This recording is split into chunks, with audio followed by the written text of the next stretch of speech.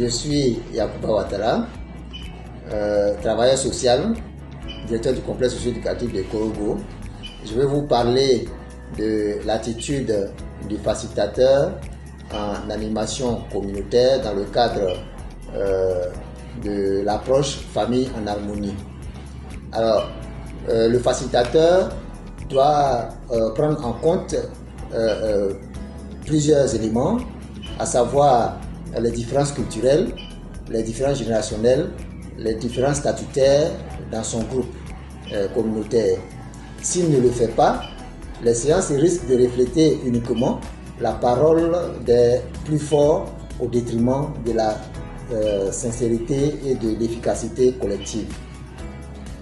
Alors, comme conseil pratique, il doit observer et analyser le groupe pour identifier les personnes d'autorité, celles qui prennent spontanément la parole ou ne parlent pas du tout. Il doit favoriser l'inclusion et adapter son langage et ses méthodes. Alors, les erreurs fréquentes à éviter en animation communautaire: il faut éviter de croire que tout le monde s'exprime librement de la même manière. Il ne faut pas laisser les figures d'autorité accaparer la parole sans la redistribuer. Il faut éviter d'utiliser un style d'animation qui heurte les sensibilités culturelles locales. Il faut éviter d'ignorer les tensions implicites entre générations, entre sexes ou statuts.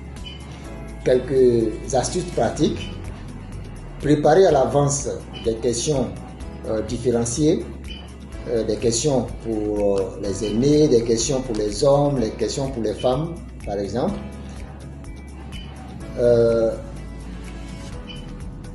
Utiliser également des proverbes ou récits qui valorisent la complémentarité entre générations et statuts.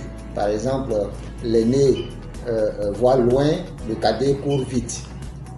Il faut toujours veiller à ce que la parole libre et respectueuse prime sur les hiérarchies sociales. Je vous remercie.